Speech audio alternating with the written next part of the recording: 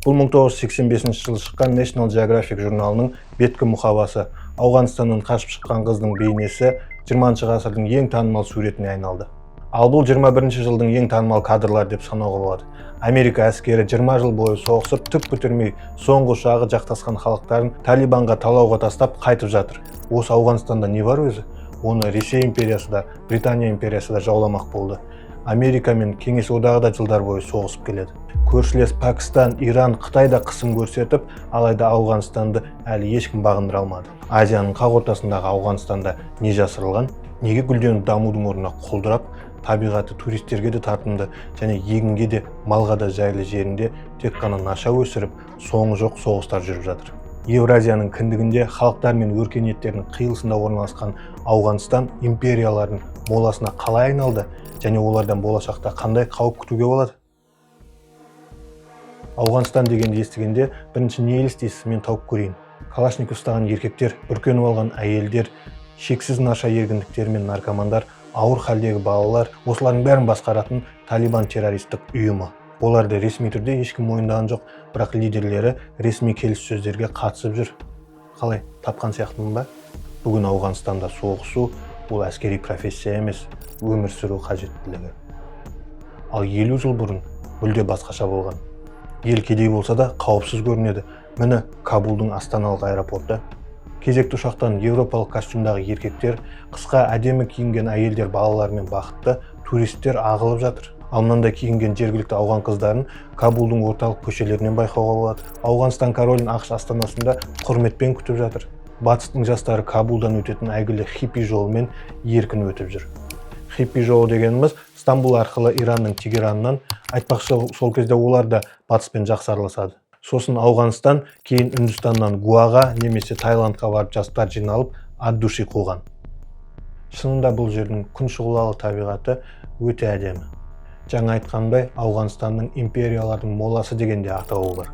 Өйткені әлемде бірінші әскери күшпін деп ойлаған әр армия Ауғанстанда күшін сынап көріп, тісі өтпей қалып жатыр. Бұның себебі сауда жолын бақылау үшін шығар. Әлем бірнеше ғасырлар бойы сауданы теңіз жолы арқылы жүргізіп келеді. Мүмкін оларда алтын, мұнай, газ бар шығар. Алайда көршілері Иран, Түркменстан, Өзбекстанмен салыстырғанда үшеуі де жоқтың қасы. Сонымен олар неге жайына қалдырмайды десеңіз, Наполеонның мына сөзі бар: география бұл тағдыр. Ендеше Ауғанстанның тағдыры бұл Орта Азиядан Үндістан мен Парсы шығанағына өтетін жалғыз дәліз. Егер кімде-кім Ауғанстанда әскери бақылауына алса, сол арқылы Қытай, Үндістан, Пәкістан, Орта Азия, Ресей бәріне шарттарын қоюға құқығы болады.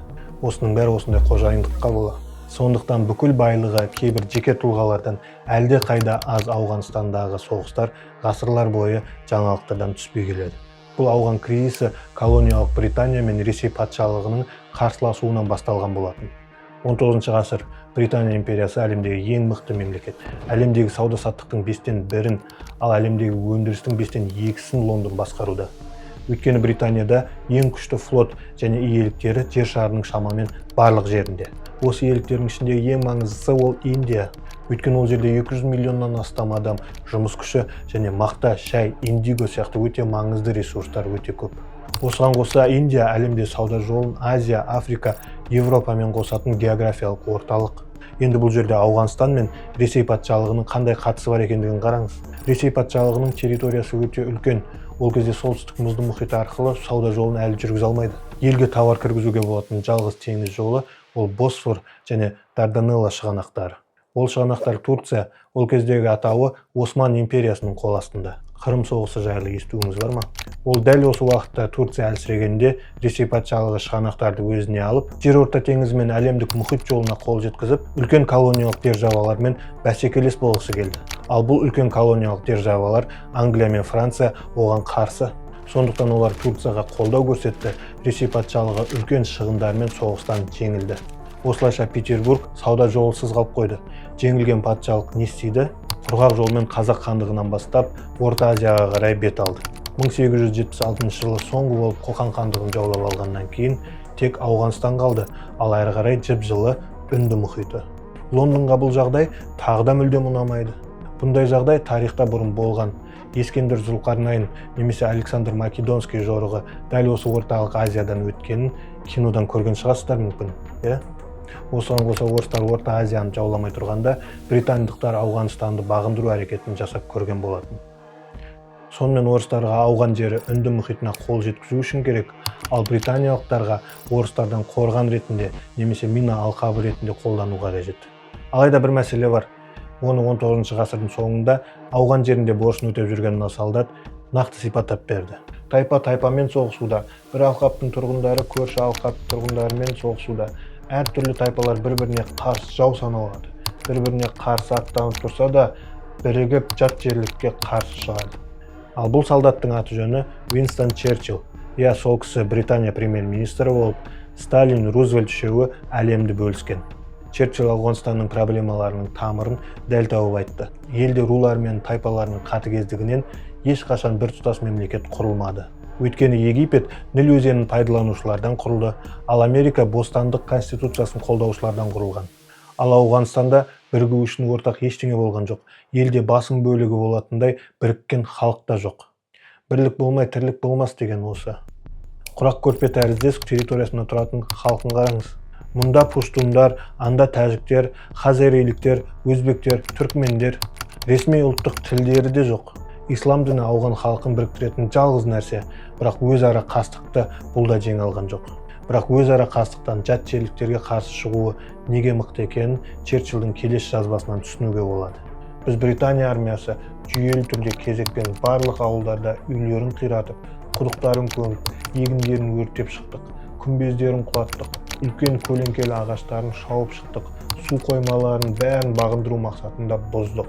Ендеше жерлеріне бейтаныс күшті қарулылар кіріп, өз билігін жүргізуге құмар болғандықтан елде бейбіт тұрғындар қалмады. Өйткені кез келген шаруа адам өзін, отбасын қорғау үшін үйінде қаруын дайын ұстап отырады. Кез келген әйел қолына қару алуға дайын. Және кез келген жас бала кішкентайынан шетелдікті өлтіруге дайын. Сондықтан ауған жеріне басып кіргендер үлкен армиямен емес, соғысу өмір сүру салтына айналған партизандар көшпелі ауғандармен соғысуға тура келді. Дәл осы партизандық соғысу әдісі империяларды кезегімен жерге көміп, бәрінің тағдыры бірдей болды. Мысалы, жылжымалы зениттік ракета бұртқыш Стингер. Жеп-жеңіл радио толқынында жоқ, сондықтан радарда көрінбейді. Ал ату одан да жеңіл, оқты жібересің да ұмытып кетесің, өзі барып тиеді. Осылайша 1986 жылы 25 қыркүйекте ауған командирі Абул Гафар Стингерден Жалалабад аэропортында қонып жатқан вертолетқа алғаш рет оқ жұмсады. Әрі қарай 1987 жылдың жазында кей жазбаларда күніне 2 Ми-24 вертолеті құлатылған. Ал енді есептейік, Стингерден бір оқ атудың құны $40-70 мың шамасында. Ал бір вертолеттің бағасы $10 миллион астам. Америка маджахеттерге осындай комплекстің мыңын беріп атқанда математика мен физикаға қарсы соғысу қиын.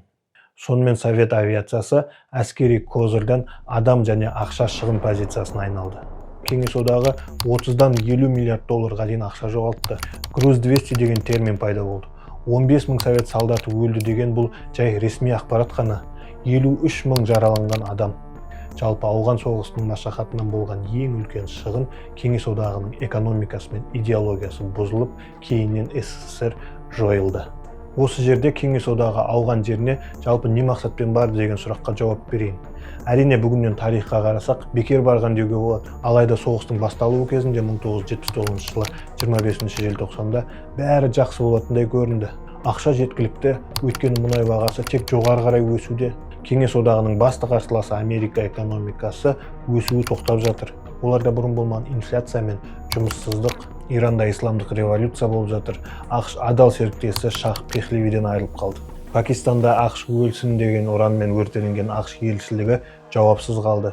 Осылайша жау әлсіз кезде Ауғанстанды қолына алу жоспары еді. Осыған қоса маңызды ақпарат. Таяу шығыста осы кезде исламдық радикалды фундаментализм пайда бола бастады. Ал Кеңес одағының Орта Азиясында бәрі мұсылман халық. Олар Кеңес одағын емес, радикалды исламды тыңдап кетуі әбден ықтимал. Сондықтан шанс барда ауған жерін басып алып қаламыз деп ойлады. Өкінішке орай бұл бола қойған жоқ. Ауғанстанда қайтадан бейбіт тұрғын қалмады. 6 миллион халық Өзбекстан, Қазақстан, Орта Азия территориясына қашты. Қалған барлық ауғандықтар соғысуға шықты, немесе соғысып жатқандарға көмектесуге кірісті. Енді осы 10 жыл соғыс кезінде Кеңес одағының басты қарсыласы Америкада қарап қалған жоқ. Маджахеттерге соғысуды үйретіп, қару-жарақтар жеткізіп, бұл іс-әрекетін Циклон операциясы деп атады. Циклон операциясының жалпы құны $3 миллиард болды. Негізінде бұл жаратылған $3 миллиард Америка үшін де сәтті болған жоқ. Себебі Совет армиясына қарсы соғысуды үйретіп жүріп, 2001 жылы егіз башняларды жарған ең әйгілі террорист Усама бен Ладенді өз қолымен тәрбиелеп шығарды. Осыдан кейін Америка НАТО-мен бірге ауған жеріне басып кіріп, 20 жыл соғыстан кейін Британия мен Кеңес одағы секілді қол қусырып қайта оралды. Никто и никогда не сумел завоевать Афганистан. Осындай миллиардтаған ақшалар босқа жұмсалатындай көрінетін әрбір соғыстың арқасында пайдасын есепке тізіп отыратын адам міндетті түрде болады. Қараңыз, Роберт Стивенс деген бизнесмен бар. Ол 2004-тен 2013 жылға дейін Lockheed Martin корпорациясының басшысы болды. Бұл корпорация Америка армиясы үшін ұшақтар, ракеталар, дрондар мен беспилотниктар, бақылау системалары, IT құрылғыларын жасап шығарды. Және бұл қоғамдық, яғни публичная корпорация акцияларын биржада сататын болғандықтан, бүкіл басшылардың табыстары әрдайым жарияланып отырады. Ендеше осы Стивенс ауған соғысы кезінде айлығынан бөлек өзіне $75 миллион сыйақы алған. Тағы да мысал, Стивен Оренштайн Supreme Food компаниясының иесі. 2005-2011 жылдары арасында Құрама Штаттар үкіметінен $5,5 миллиард Америка әскеріне азық-түлік жеткізуге тапсырыс алған. Тағы да Blackwater атты жеке әскери компания иесі Эрик Принц деген бизнесмен бар. Ол 2007 жылы $1 миллиард үкіметтен Ауғанстанда да, Иракта да соғысу үшін алды. Did your people ever kill innocent civilians? It's entirely possible. Оларды қойш, но 25-тегі жас тендерщиктер Пентагоннан $300 миллион ауғандарға да, Америка әскеріне де қару-жарақтар мен қорғаныс құрылғыларын жеткізуге тапсырыс алған. Бұл қызықты оқиғаның негізінде War Dogs атты фильмде түсірілген. Кез келген соғыс кім қалай ақтап жатса да, бәрібір бір жақтың ғана пайдасы үшін болатын нәрсе. Ауған жерінде болған соғыстар жергілікті халықтың тағдырын ысыра салып, өзінің геополитикалық мәселелерін шешкісі келгенін және кейбір тұлғалар ақша тапқысы келгенін көрсетеді. Британия, Совет одағы, Америка Ауғанстанға керек па, керек емес па білгісі келмей-ақ, өз өркениетін орнатқысы келген кездер болды. Мысалы, 79 жылы Чехословакия Москваның өтінішімен Кабулда троллейбус жолын жүргізді. Мына суреттен Кабулда троллейбустың пайдасы түйемен бірдей екенін байқаймыз. Сондықтан 92 жылы болашақтың көлігі тарихи қалдыққа айналғанын көрдік. Және халықаралық валюта фондының пайымдауынша 2010 жылы ауған экономикасының 97% сыртқы елдердің қайырымдылық көмегінен. Сондықтан уақыт өте келе Ауғанстанда теракт саны мен наша өнімі ғана өсіп жатқанын естиміз.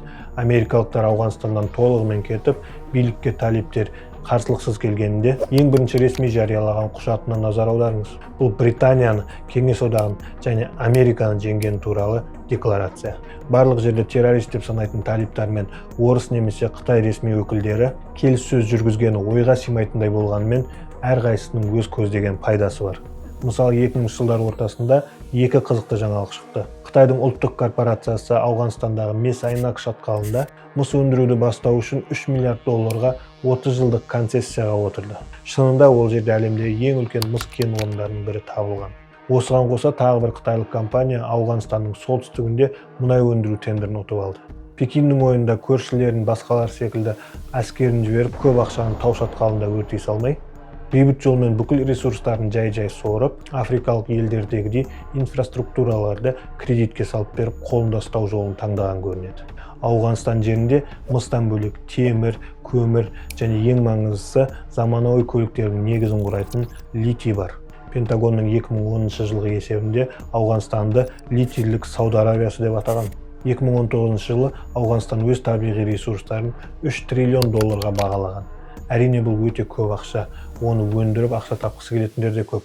Алайда Ауғанстанда радикалдық исламистер, яғни террористік ұйымдар өте көп. Сондықтан басқа елдер өз тыныштығын бәсекеге тігуге асықпай, жай-жай келіссөздер жүргізуге тырысып көріп жатыр. Сөзімнің соңында Ауғанстан жайлы өз ойымды айтайын. Жақын арада Ауғанстан гүлдене бастайды дегенге өзім сенбеймін. Себебі ол жер әлден наша мен терроризмнің отаны.